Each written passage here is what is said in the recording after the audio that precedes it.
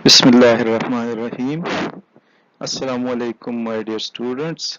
This is Dr. Muhammad Shafiq, lecturer of philosophy at Department of Islamic and Pakistan Studies Cust.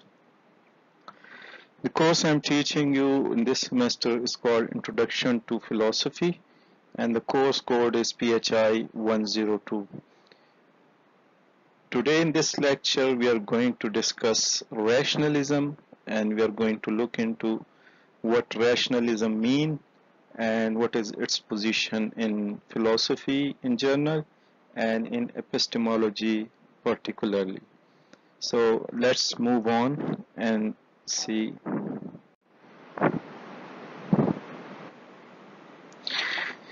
The outline of today's lecture consists upon what is rationalism, the meanings of rationalism. Then we are going to look into the history of rationalism, and we are going to touch René Descartes, the modernist rationalist, and a few other rationalists during the course of this lecture. So let's move on to the next slide.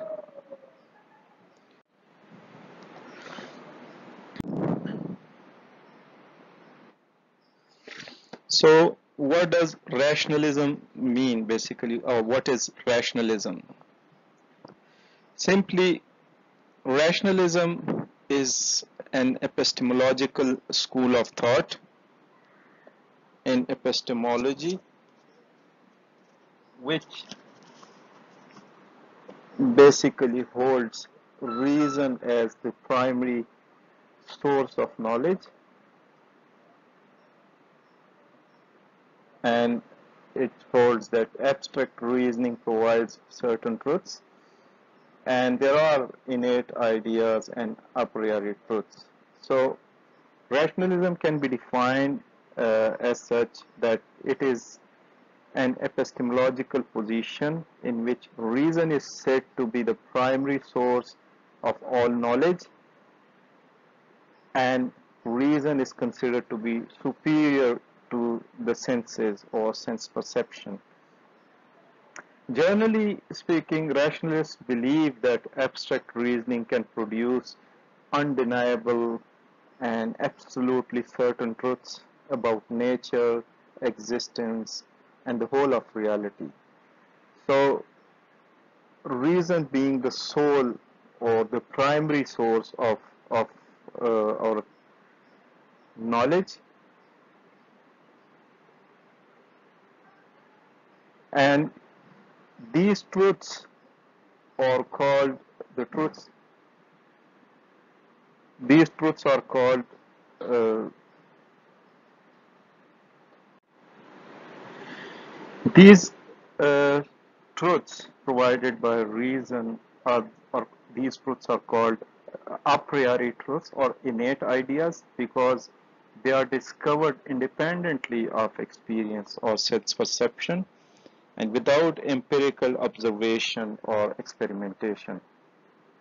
So these are the absolute and undeniable truths because these do not depend upon our senses, and we know for a reason that our senses can deceive us, and a faculty or a source which can deceive us cannot be a primary or certain source of knowledge. It is reason which provides us the uncertain, undeniable truths about reality. So, reason is the sole source of knowledge. Rationalism encompasses several strands of thought, all of which usually share the conviction that reality is actually rational in nature, and that making the proper deductions is essential to achieving knowledge.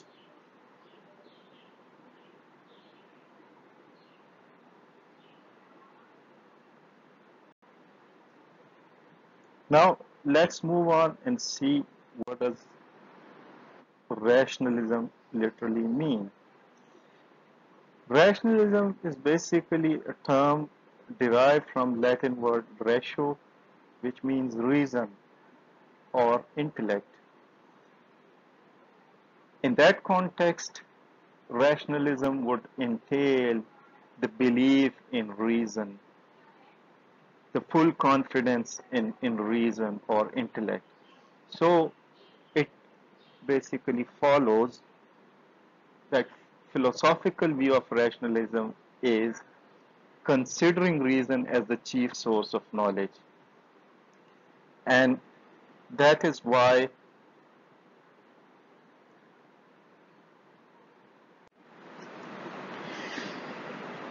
another concept in rationalism or closely related to it is that of enlightenment. Um Enlightenment basically was a European movement, European intellectual movement, which began in 17th and 18th centuries, in which ideas concerning God, reason, nature, and humanity were synthesized into a worldview that gained widespread ascent in the West and instigated revolutionary development in art and philosophy and politics. Central to Enlightenment thought was the use and celebration of reason, reason as the sole and the only source and means of knowledge, and the power by which humans understand the universe and improve their own condition. The goals of rational humanity were considered to be knowledge, freedom, and happiness. So, modern Europe basically is founded upon this principle of enlightenment, and they consider reason to be the standard of knowledge and reason to be the standard of all modernity, basically. So, let's move on to the next slide and see what is the history of rationalism.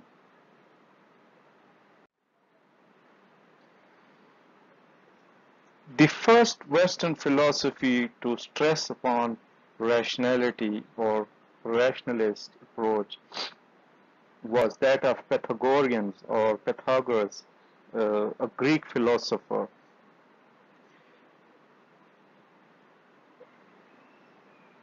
He was a shadowy figure of the 6th century BCE.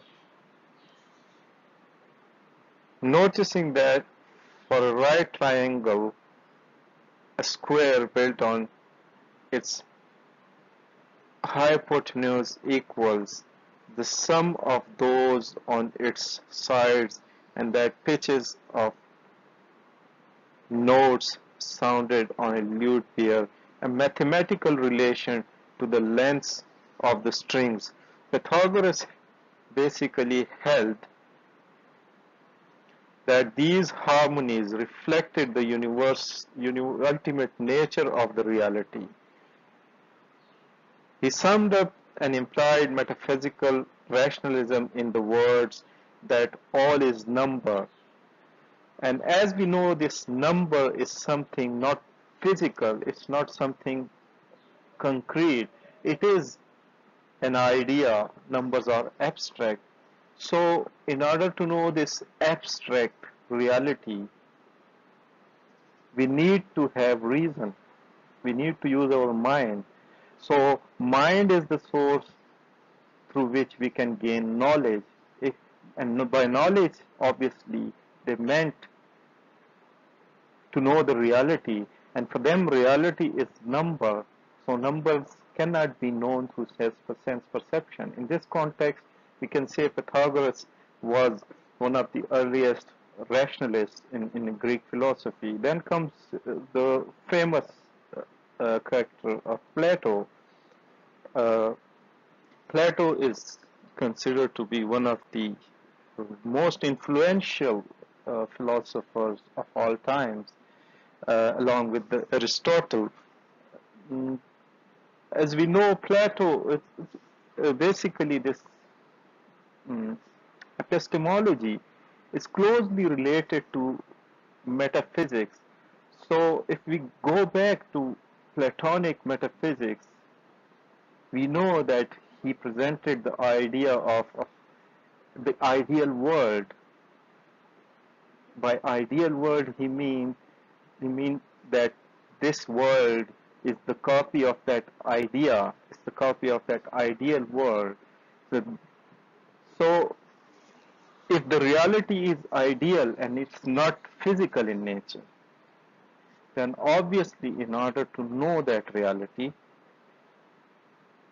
we must use our mind, we must use our reason to know the reality, and that cannot be known through our senses. So for Plato, this world is basically the copy of the real world, which is ideal in nature. Somewhere there is ideas,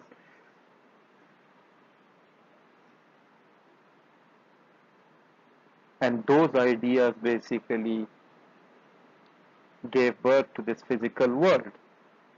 So in order to know the reality, we need to use our brain, our mind, and our reason, intellect.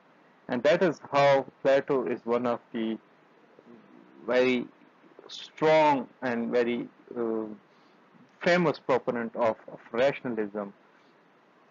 And after his demise, after Plato's philosophy, Aristotle being his pupil, although Aristotle did not agree with Plato in all his metaphysical aspects of metaphysical philosophy, but there were certain things in which Aristotle seconded Plato, and in this rationalism, uh, an aspect of syllogistic logic for Aristotle that is basically rationalist approach, because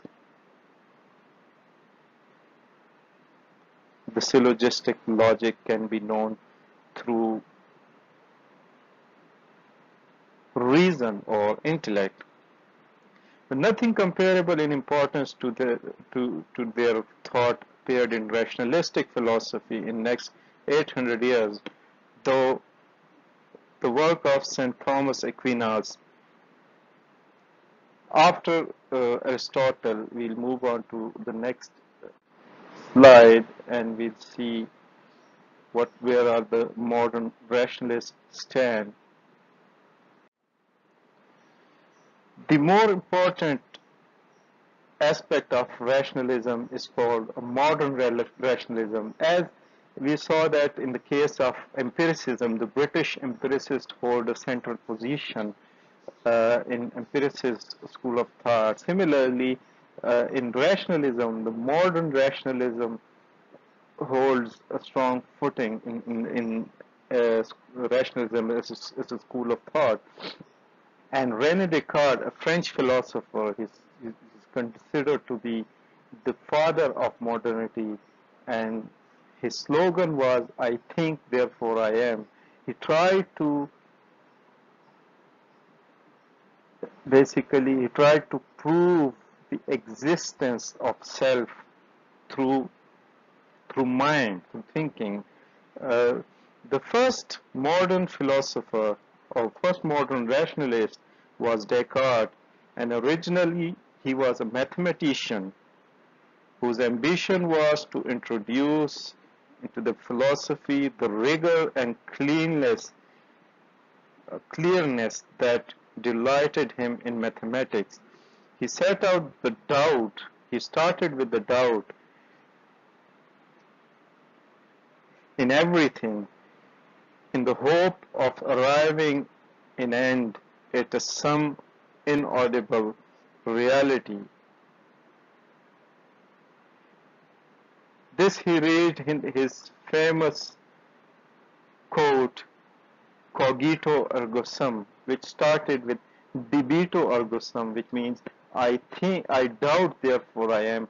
After doubting his very existence, he comes to the conclusion that there is only one thing which cannot be doubted, and that is doubt. And doubt entails thinking, because doubting something entails thinking. We doubt things with our mind. So that means if I can doubt, means I think. And that says that if I think, if I am thinking, that means I do exist. If I did not exist, obviously I won't be able to think and I won't be able to doubt. So if I am doubting, logically speaking, that means I'm thinking. And if I'm thinking, that means I do exist. So that is how he proved the existence through intellect or through mind. The impact of René Descartes has a very immense on philosophy in general and in modernity in particular, and that brought a kind of revolution into and that's how if you remember we discussed earlier about the Enlightenment. He's also considered to be the father of enlightenment in this context and modernity.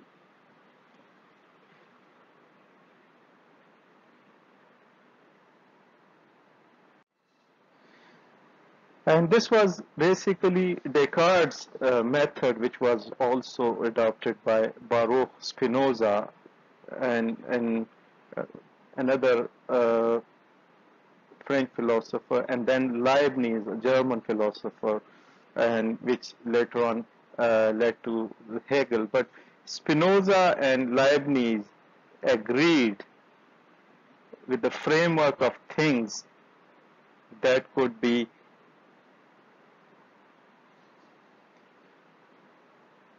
dependent upon reason.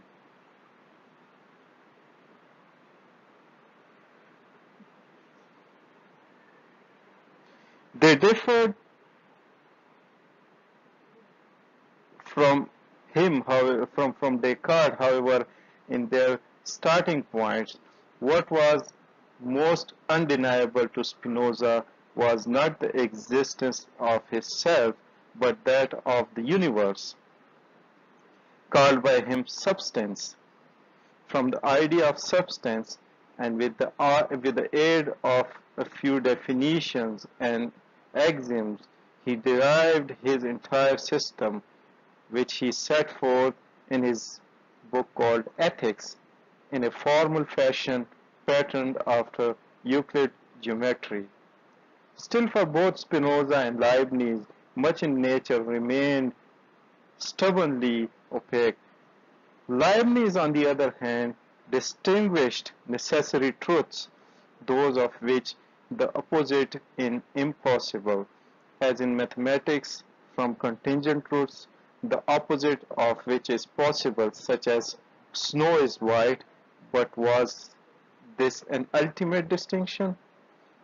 At times, Leibniz said boldly that if only humans knew enough, they would see that every true proposition was necessarily true. Basically, if we just go back and try to remember the metaphysics of Leibniz,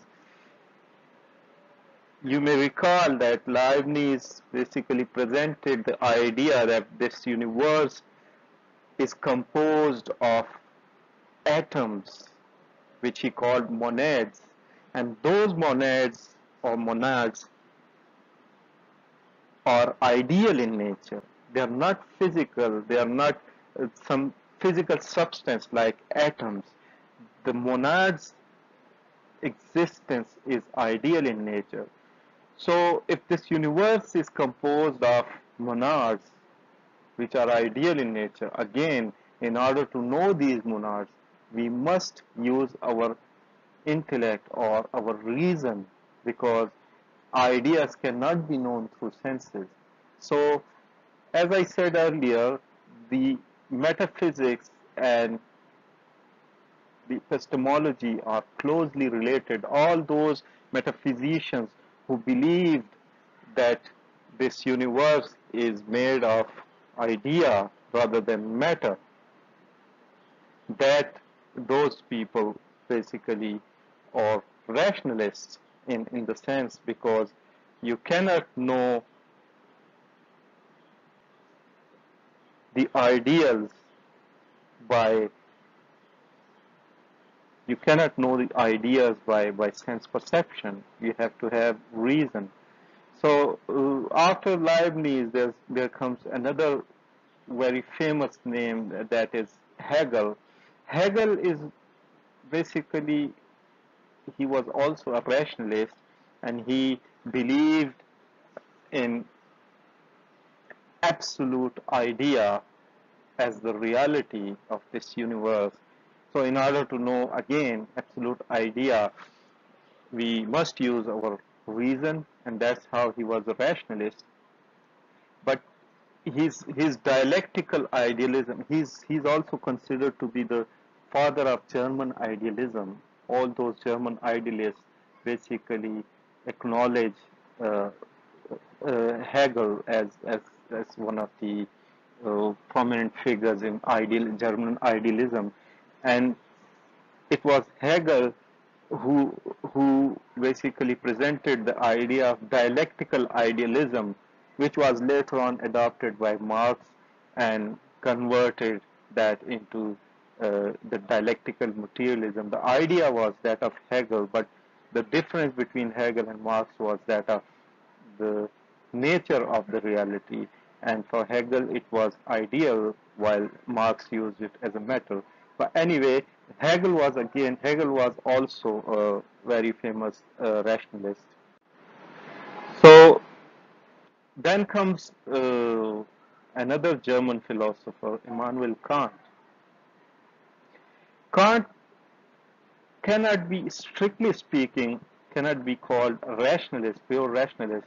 What Kant tried to do was basically in order to reconcile both rationalism and empiricism.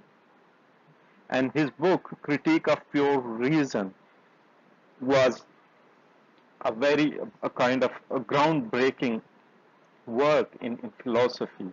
And in this critique of pure reason, he basically tried to show the limits of reason, that there are certain limits of reason, and we also need some kind of sense perception in order to gain certain knowledge, and then we have our reason or intellect to supplement that.